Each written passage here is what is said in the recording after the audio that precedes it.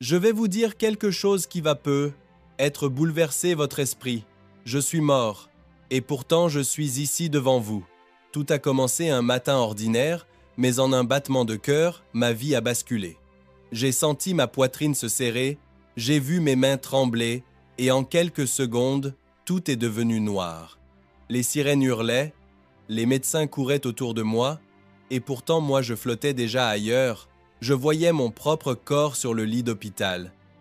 Je voyais les regards paniqués, les machines s'affoler, les tentatives désespérées pour me ramener, et c'est là que j'ai compris. Ce monde que nous croyons solide peut disparaître en une seconde. Combien d'entre nous vivent comme si demain était garanti?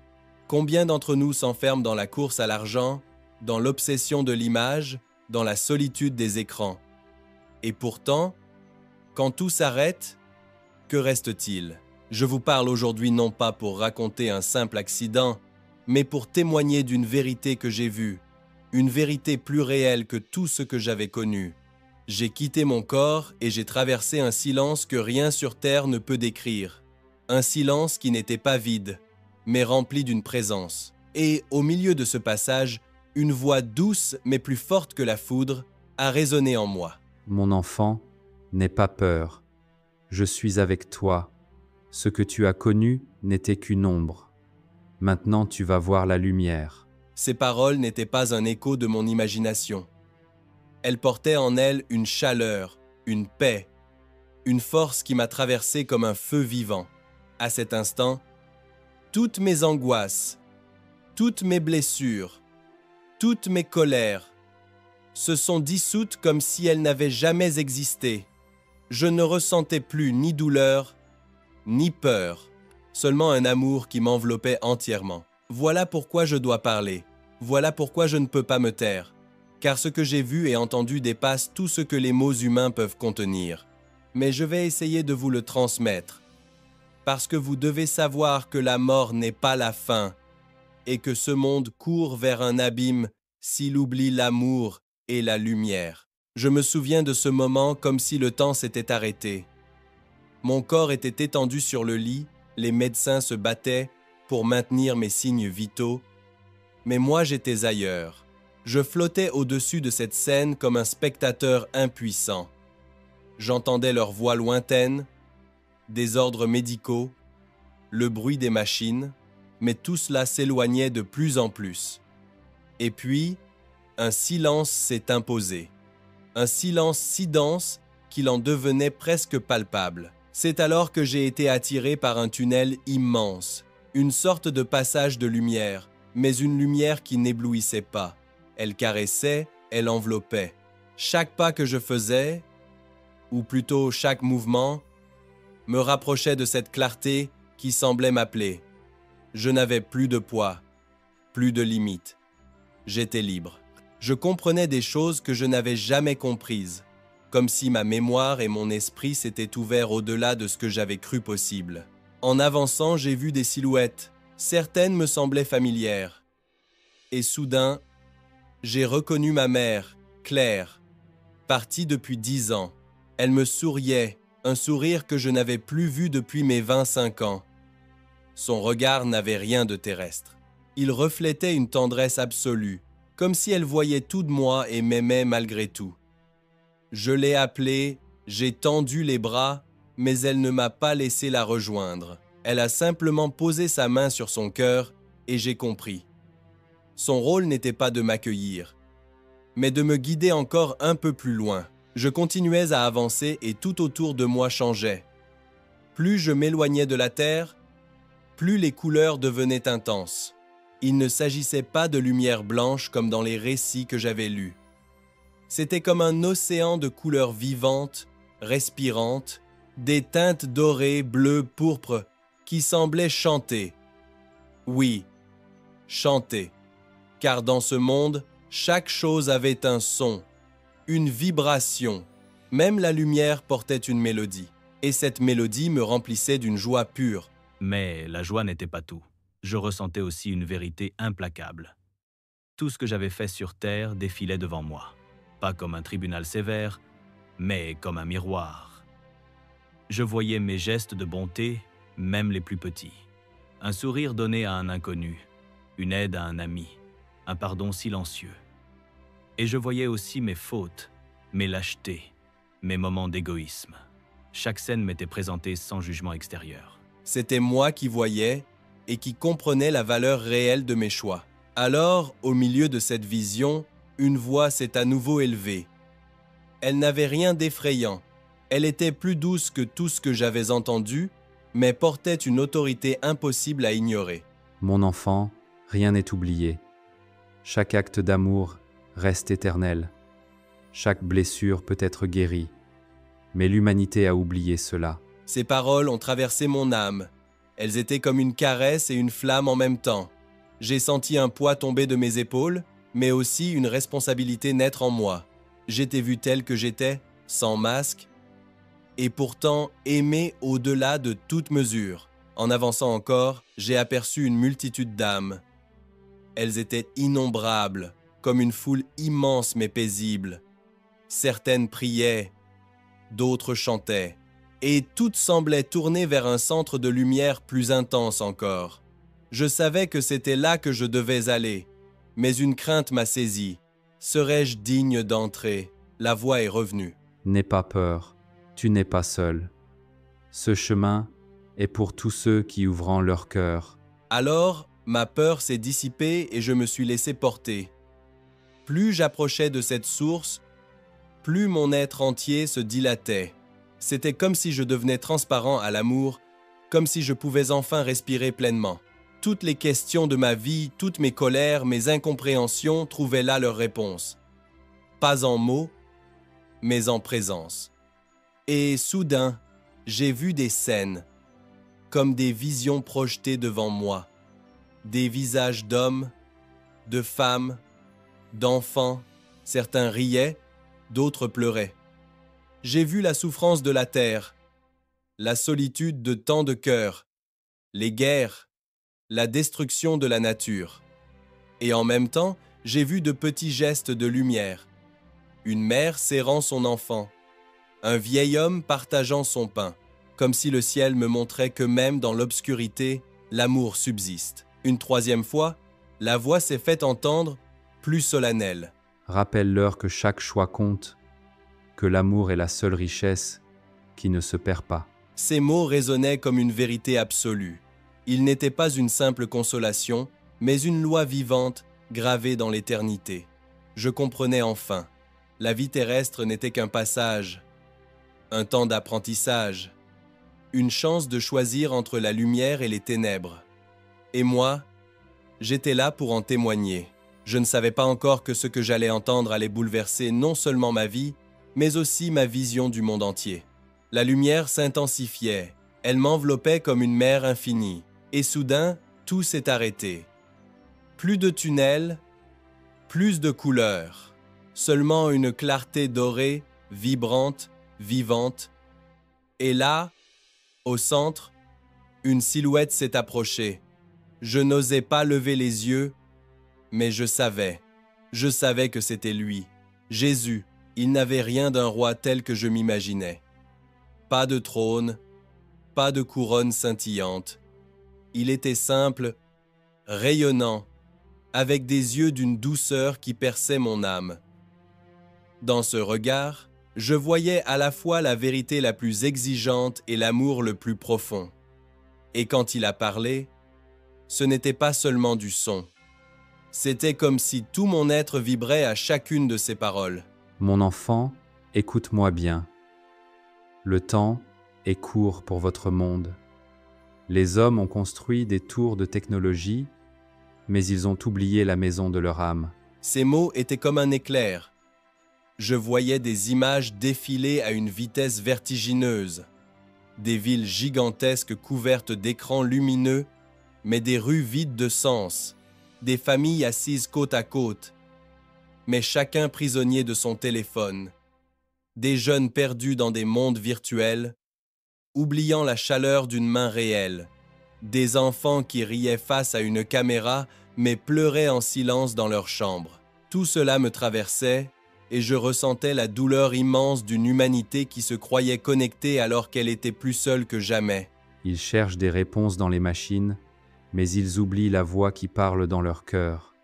La science est un don, mais sans l'amour, elle devient une chaîne. Je comprenais. La technologie n'était pas le mal, mais son usage sans amour devenait une arme contre l'homme lui-même. Les guerres que je voyais n'étaient pas seulement faites de bombes. Elles étaient faites de mensonges, de manipulations, de cœurs endurcis, et je voyais la planète souffrir. Les forêts brûlées, les océans pollués, des espèces disparaissant une à une, comme si la création elle-même pleurait l'oubli de son Créateur. Je voulais détourner les yeux, mais Jésus me les a relevés doucement, sans dureté. Son regard ne condamnait pas, il suppliait.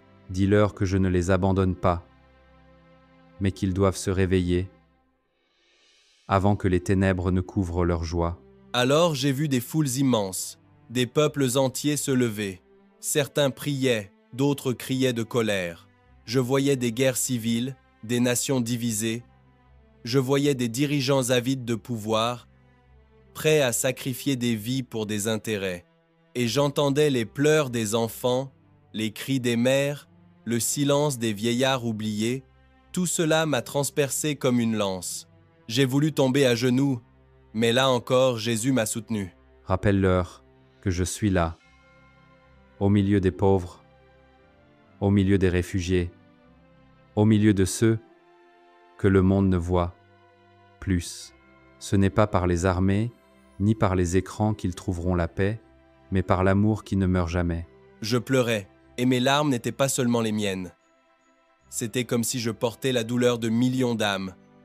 Mais, en même temps, une espérance brûlait, car au milieu de ces visions sombres, je voyais aussi des petites flammes.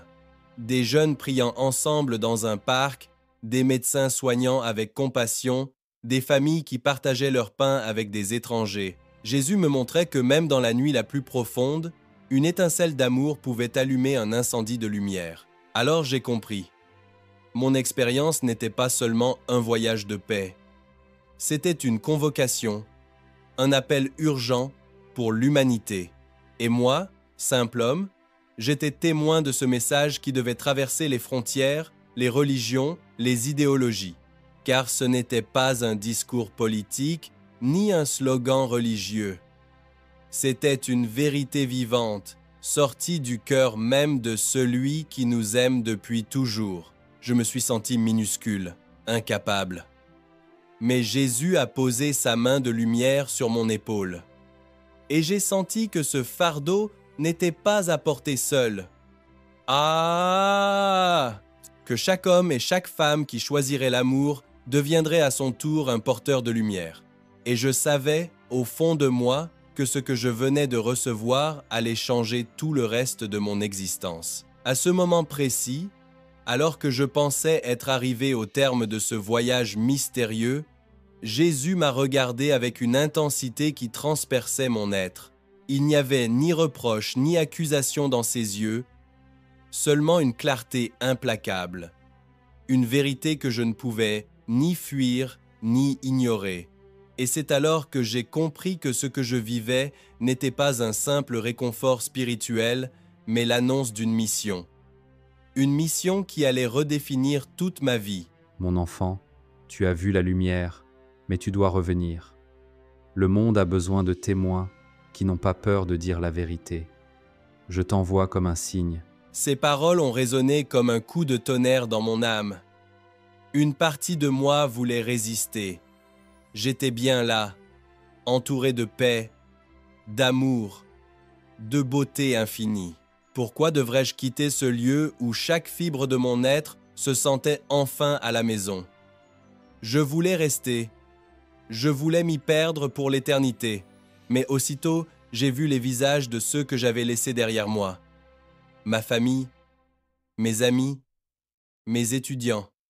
Et j'ai compris, ce n'était pas encore mon heure. J'ai osé balbutier dans mon cœur une question. Comment pourrais-je, moi, simple mortel, porter un tel fardeau? Qui écouterait ma voix dans un monde saturé de mensonges, de distraction et de bruit. Et Jésus a répondu sans que je prononce un mot. Tu n'as pas été choisi pour ta force, mais pour ta disponibilité. Dis oui, et je ferai le reste. Cette promesse m'a bouleversé, car je savais que je n'étais pas un saint ni un héros. J'étais un homme ordinaire, fragile, souvent perdu, et pourtant, à cet instant, je me suis senti comme un instrument prêt à être accordé. J'ai perçu que ce n'était pas ma perfection qui comptait, mais mon abandon, ma disponibilité. Alors Jésus m'a montré des images encore plus précises. J'ai vu des foules qui se rassemblaient non plus pour des concerts ou des matchs, mais pour prier. J'ai vu des hôpitaux où les malades recevaient non seulement des soins médicaux, mais aussi des paroles de consolation et d'espérance. J'ai vu des écoles où l'on enseignait non seulement les sciences, mais aussi la dignité de chaque vie. Et j'ai entendu une voix intérieure me dire que chacun de nous, peu importe sa profession, pouvait devenir un artisan de lumière. Puis une vision plus sombre s'est imposée. J'ai vu des hommes puissants manipuler les masses à travers des écrans, des algorithmes conçus pour diviser, pour semer la haine, pour détruire la confiance. J'ai vu des jeunes se perdre dans l'isolement numérique, croyant trouver l'amitié dans des pixels, alors que leur cœur criait famine. J'ai vu des familles éclater parce que la colère et l'orgueil avaient remplacé le pardon. Et je tremblais. Mais Jésus a de nouveau parlé. Rappelle-leur que chaque geste d'amour, aussi petit qu'il semble, a plus de puissance qu'une armée.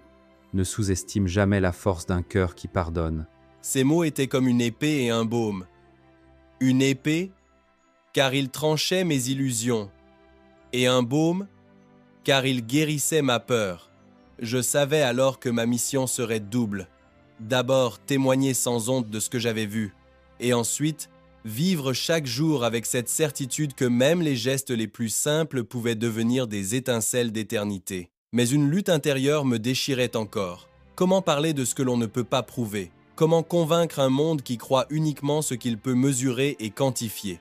Je craignais d'être rejeté, moqué, traité de fou. Jésus semblait lire dans mes pensées. Il a posé sa main lumineuse sur ma poitrine, à l'endroit où battait mon cœur, et il a dit: « Ce n'est pas ta voix qui convaincra, mais ma lumière qui passera à travers toi. Sois seulement fidèle, pas parfait. » À cet instant, j'ai senti un feu brûler en moi, un feu qui ne consumait pas mais qui éclairait, un feu qui me donnait le courage que je n'avais jamais connu. C'était comme si une force supérieure venait combler toutes mes faiblesses.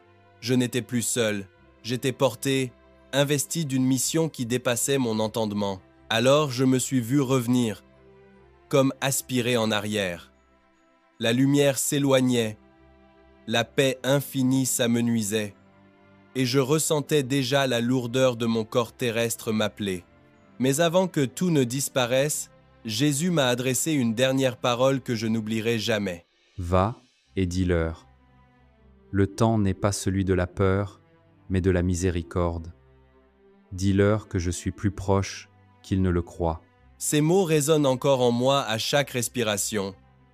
Et c'est pourquoi je parle aujourd'hui, parce que je sais que cette mission n'est pas une option. C'est un appel qui s'impose à moi, comme le souffle même de ma vie. Je suis revenu non pas pour continuer à vivre comme avant, mais pour porter un message urgent, brûlant, qui doit traverser toutes les frontières et atteindre chaque âme prête à écouter. Et je vous le dis de tout mon cœur, ce que j'ai vécu n'était pas un rêve. Ce n'était pas une hallucination. C'était plus réel que tout ce que j'ai touché, vu ou ressenti sur cette terre. Et ce feu que Jésus a placé en moi, je ne peux pas le garder pour moi seul. Il est pour vous, pour chacun de vous qui entendez ma voix. Car au fond, cette mission ne m'appartient pas. Elle appartient à celui qui m'a envoyé et à vous qui allez la recevoir. Lorsque je me suis laissé envahir par la mission que Jésus venait de me confier, quelque chose d'encore plus profond a commencé. Ce n'était plus seulement des visions ou des paroles. C'était une plongée dans le mystère même de l'existence. J'avais l'impression que mon âme s'élargissait au point de contenir des réalités que je n'aurais jamais pu concevoir auparavant. je me suis retrouvé dans un lieu que je ne peux pas décrire avec des mots terrestres. Ce n'était ni un paysage ni une salle. C'était comme une dimension de transparence absolue. Chaque pensée devenait lumière, chaque émotion devenait vibration. Rien n'était caché, rien n'était masqué. Dans cet espace, tout ce que je croyais savoir sur le temps et l'espace n'avait plus aucune valeur. Le passé, le présent et l'avenir semblaient se fondre dans un seul instant éternel. Là, j'ai senti que je pouvais poser n'importe quelle question et que la réponse ne viendrait pas par des mots, mais par une compréhension immédiate, comme si la vérité s'inscrivait directement dans mon être. Et je me suis surpris à comprendre des choses que je n'avais jamais étudiées, comme si la sagesse me traversait sans effort. Par exemple, j'ai compris que chaque pensée humaine, même la plus discrète, a une résonance, que lorsque nous pensons avec amour, c'est comme une onde qui se propage et touche des âmes à des milliers de kilomètres, et qu'à l'inverse, lorsqu'un cœur s'endurcit, cela alourdit le monde entier. Rien n'est neutre, tout est lié. J'ai alors vu une sorte de grande horloge céleste. Ces aiguilles ne marquaient pas les secondes mais des mouvements spirituels. Et j'ai perçu que le temps de l'humanité était précieux, fragile, comme suspendu. J'ai entendu une voix douce, mais ferme, qui semblait venir du centre de cette horloge. Le temps n'est pas votre ennemi, il est votre chance. Chaque jour est une porte que vous pouvez ouvrir vers la lumière, mais beaucu place passer cette porte fermée. Ces paroles me frappaient de plein fouet.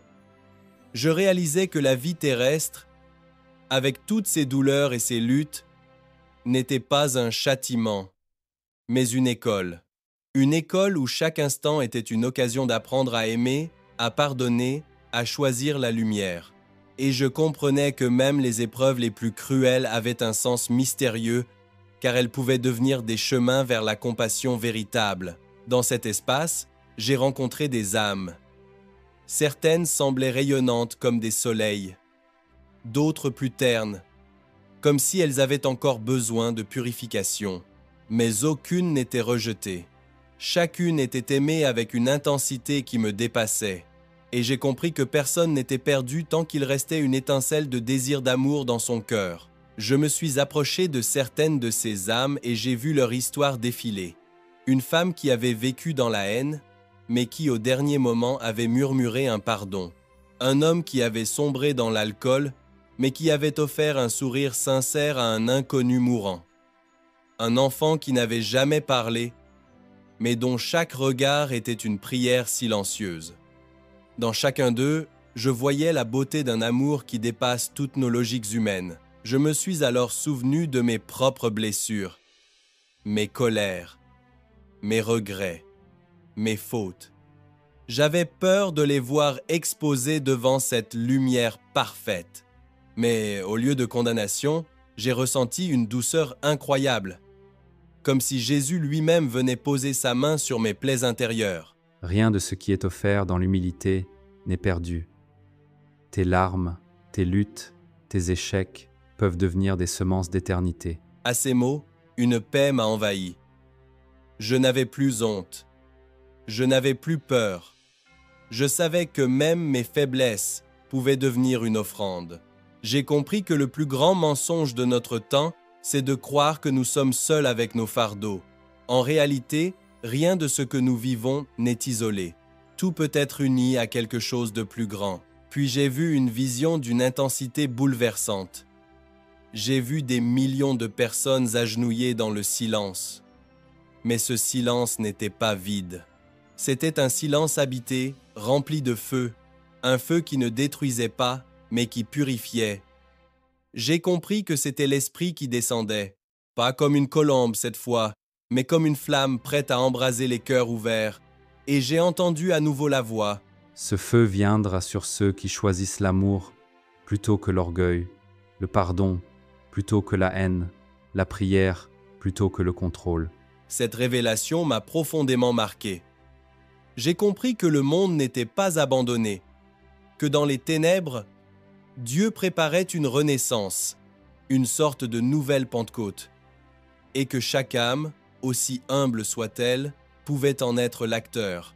Ce n'étaient pas les puissants ou les érudits qui allaient porter ce feu, mais ceux qui osaient aimer jusqu'au bout. Je me sentais rempli d'une lumière que je n'aurais jamais cru pouvoir contenir. Et cette lumière me disait sans cesse, « Ce n'est pas toi, c'est moi à travers toi. » C'était une invitation à ne pas m'attacher à ma propre force, mais à devenir un canal. Et je comprenais que c'était là le sens ultime de ma mission. Ne pas m'élever moi-même, mais laisser passer ce qui me dépassait infiniment. Alors que je me tenais encore dans ce lieu hors du temps, j'ai ressenti une attirance vers la terre, comme si deux réalités se tiraient en moi. D'un côté, je voulais rester dans cette plénitude éternelle. De l'autre, je sentais l'appel pressant de revenir pour témoigner. Et je savais que le moment approchait où je devrais dire adieu à ce monde céleste. Mais avant ce retour, Jésus m'a laissé un dernier enseignement, comme une clé pour comprendre tout ce que j'avais vu. L'amour est la seule richesse que tu emporteras avec toi. Tout le reste n'est que poussière. Dis-leur de ne pas perdre leur temps à chercher des trésors qui ne tiennent pas devant l'éternité. Ces mots résonnent encore dans mon cœur. Ils sont devenus comme une boussole intérieure. Et je savais que sans eux, je n'aurais jamais eu la force d'affronter ce qui allait suivre. Car bientôt, très bientôt, il me faudrait quitter cette demeure de lumière et reprendre le chemin de la chair. Mais je n'étais plus le même, j'étais transformé, rempli d'un feu qui ne pouvait pas s'éteindre, et prêt, même avec tremblement, à accomplir la mission confiée. Je sentais que quelque chose changeait autour de moi. La lumière qui m'avait porté jusqu'ici commençait à s'estomper. Non pas qu'elle disparaissait, mais elle se retirait doucement comme une marée qui redescend. Mon cœur voulait s'accrocher, rester dans cet océan d'amour, mais une force irrésistible m'attirait en arrière. C'était le moment du retour, le moment de quitter le ciel pour retrouver la terre. J'ai ressenti soudain une lourdeur étrange, comme si mon âme se glissait à nouveau dans une enveloppe trop étroite. Mon corps, que j'avais vu inanimé sur le lit, m'appelait. Je percevais le bourdonnement des machines, le rythme précipité des voix médicales, et puis une douleur fulgurante, une brûlure qui traversait ma poitrine. C'était brutal, violent, comme si on m'arrachait du paradis pour me jeter dans la chair. J'ai entendu un médecin crier « Il revient, et mes yeux se sont ouverts. La lumière céleste s'était transformée en la lumière crue des néons de l'hôpital. Le contraste était insupportable. Après avoir goûté à l'éternité, je retrouvais la fragilité de chaque respiration. Mon corps tremblait, je suffoquais, mais au fond de moi, une paix demeurait. Une paix que rien ne pouvait me retirer. J'ai vu au-dessus de moi le visage inquiet d'une femme. C'était le docteur Sophie Martin. Elle répétait « Restez avec nous, ne lâchez pas ». J'aurais voulu lui dire que je n'avais jamais été aussi vivant, mais ma voix ne sortait pas. J'ai simplement laissé une larme couler. Pas une larme de douleur, mais une larme de gratitude. À ce moment-là, tout ce que j'avais vécu semblait irréel, comme un rêve trop grand pour être raconté. Et pourtant, chaque fibre de mon être criait que c'était plus vrai que ce monde-ci. Les souvenirs affluaient. Les paroles de Jésus résonnaient encore dans mon âme comme une cloche impossible à faire taire. Tu n'es pas seul. Je serai avec toi chaque fois que tu parleras en mon nom. Ces mots me donnaient la force de respirer à nouveau. Je n'étais plus prisonnier de la peur de mourir. J'étais revenu avec un feu que je devrais partager, même si le monde doutait, même si on me rejetait. Lorsque j'ai pu articuler mes premiers mots, j'ai murmuré le prénom de ma mère. Le silence s'est fait dans la salle. On croyait que je délirais, mais moi, je savais. Elle avait été là, elle m'avait guidé. Je l'avais vue plus vivante que jamais, et ce souvenir me remplissait d'une espérance invincible. Peu après, un prêtre est venu me voir, le père André Lemoine. Il s'est assis à côté de mon lit, sans rien dire. Il a seulement pris ma main, et c'est dans ce silence que j'ai senti que le ciel me suivait encore, même dans la faiblesse de mon corps malade. Je lui ai confié une partie de ce que j'avais vu. Ses yeux se sont remplis de larmes. Et il m'a dit doucement, « Antoine, ce que vous avez vécu, ce n'est pas pour vous seul, c'est pour nous tous. » Les jours suivants, j'ai connu la fatigue, la douleur physique, les examens médicaux. Mais rien de tout cela n'avait plus la même importance. Chaque battement de mon cœur était un cadeau. Chaque souffle une mission. Je n'étais pas revenu pour continuer à vivre comme avant, mais pour témoigner. Dans les couloirs de l'hôpital, je voyais des visages fatigués, des familles inquiètes, des patients désespérés. Et dans chacun de ces visages, je reconnaissais une étincelle de cette lumière que j'avais vue là-haut. Je voulais leur dire que rien n'était perdu, que leur souffrance n'était pas inutile. Mais les mots me manquaient encore. Alors je priais en silence, en confiant à Jésus chaque personne que je croisais. Même ici, dans la douleur et la maladie, je suis présent, dis-leur de ne pas cesser d'espérer. Ces paroles résonnaient comme un commandement intérieur. Je savais qu'un jour je devrais raconter tout ce que j'avais vu. Mais pour l'instant, ma mission commençait par de petits gestes. Un sourire, une écoute, une prière, c'était le premier pas de ce retour sur terre. Un retour qui n'était pas une punition, mais une grâce. Car c'est au milieu de la fragilité humaine que la lumière peut le mieux briller. Ainsi, je suis revenu, non pas pour continuer à accumuler des jours, mais pour vivre chaque instant comme une semence d'éternité. Et même si la nostalgie du ciel me hante encore, je sais que ma place est ici, parmi vous, pour témoigner que la mort n'est pas la fin, mais la porte d'un commencement. Depuis mon retour, je ne suis plus le même. Chaque matin où je me réveille, je sens que ce souffle qui me traverse n'est pas seulement le mien. C'est comme si une main invisible continuait de me porter. Je regarde le monde différemment. Les choses qui me paraissaient autrefois essentielles, la réussite, l'argent, l'image que je donnais se sont effondrées comme des illusions fragiles. Ce qui compte désormais, ce sont les regards, les sourires, la présence réelle auprès de ceux que l'on aime. Je me souviens encore de la première fois où j'ai essayé d'en parler à mes proches. Ils m'ont écouté, certains avec curiosité, d'autres avec scepticisme, mais je ne pouvais pas me taire. Même si l'on me prend pour un rêveur ou un fou, je sais ce que j'ai vu. Et je sais que c'était la vérité.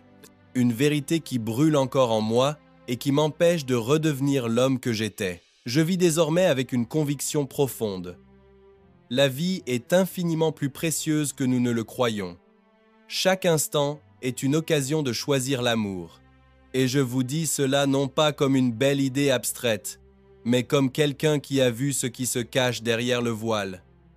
J'ai vu que chaque geste de bonté brille comme une étoile éternelle, et que chaque haine, chaque refus d'aimer laisse une cicatrice qui traverse bien au-delà de la mort. Mon enfant, rappelle-leur que je suis plus proche que leur propre souffle, qu'ils n'ont pas été créés pour la peur, mais pour l'amour. Ces paroles sont gravées en moi. Je les entends encore parfois dans le silence de mes nuits, et chaque fois qu'elles reviennent, je me rends compte que ce que j'ai à partager n'est pas une histoire de miracle, mais un message d'espérance. Parce que dans ce monde où l'on parle sans cesse de crise, de guerre, de désastre, il y a une réalité plus grande. La lumière n'a jamais été éteinte. Je voudrais vous confier quelque chose de très personnel. Lorsque je suis revenu, je me suis senti fragile, brisé, comme si je portais un poids que personne ne pouvait comprendre. Mais peu à peu, j'ai découvert que ce poids était en réalité une grâce, parce qu'il me forçait à regarder les autres avec des yeux nouveaux, à voir derrière chaque façade de colère ou d'indifférence une âme qui a soif d'amour. Un jour, dans la rue, j'ai croisé un sans-abri. Avant, je l'aurais peu. Être ignoré, pressé par mes propres affaires. Mais ce jour-là, j'ai senti que je devais m'arrêter. Je lui ai parlé, je lui ai offert un repas, et surtout j'ai écouté son histoire. Dans ses yeux, j'ai retrouvé ce reflet que j'avais vu là-haut, et je me suis dit, voilà ma mission. Pas seulement raconter mon expérience, mais vivre chaque jour en témoin d'un amour concret. Dis-leur que chaque être humain a une valeur infinie, qu'aucune vie n'est trop petite pour être aimée. Je vous le dis de tout mon cœur, si vous traversez en ce moment des épreuves, si vous vous sentez abandonné, si vous pensez que votre vie n'a plus de sens, sachez que ce n'est pas vrai. Votre vie est précieuse, unique, irremplaçable. Ce que j'ai vu dans l'autre monde, c'est un Dieu qui ne rejette personne, qui attend chacun de nous, même au plus profond de nos ténèbres. Je n'ai plus peur de la mort, parce que je sais qu'elle n'est pas la fin, mais une porte qui s'ouvre vers un amour plus grand que tout ce que nous pouvons imaginer. Et si aujourd'hui je continue à marcher sur cette terre, ce n'est pas parce que je le mérite, mais parce qu'il y a encore un message à transmettre. Et ce message, je veux vous le laisser comme un ami, comme un frère. N'attendez pas demain pour aimer. N'attendez pas qu'il soit trop tard pour pardonner, car chaque minute compte. Chaque geste peut changer une vie, peut sauver une âme. Mon message est simple. Aimes vausles uns les autres comme je vous aimes. C'est là que se trouve votre force, votre espérance, votre avenir. Je ne sais pas combien de temps il me reste sur cette terre, mais je sais une chose, je ne veux plus vivre comme avant. Je veux être un témoin, même imparfait, de ce que j'ai vu. Et je veux vous dire, à vous qui m'écoutez, ne perdez pas courage. Même au milieu du chaos, même lorsque tout semble s'effondrer, il y a une lumière qui brille et qui ne s'éteindra jamais. Je l'ai vue et elle vous attend aussi. Amis, ce que je viens de partager avec vous n'est pas une belle histoire inventée. C'est un témoignage vivant. J'ai vu de mes propres yeux que la mort n'est pas la fin, que l'amour est plus fort que la haine et que chacun de nous a une valeur infinie. Le message est clair. Nous devons nous réveiller, choisir la lumière et redevenir des porteurs d'espérance dans ce monde qui s'égare. Si ce récit vous a touché, ne partez pas sans agir. Abonnez-vous dès maintenant à cette chaîne, Foi et EMI, pour découvrir d'autres témoignages qui réveillent les cœurs. Écrivez un commentaire avec le mot « Amen » pour dire que vous aussi, vous choisissez la lumière. Et surtout, partagez cette vidéo autour de vous, parce qu'un seul clic peut sauver une âme, parce qu'une seule parole peut allumer un feu d'amour dans la nuit.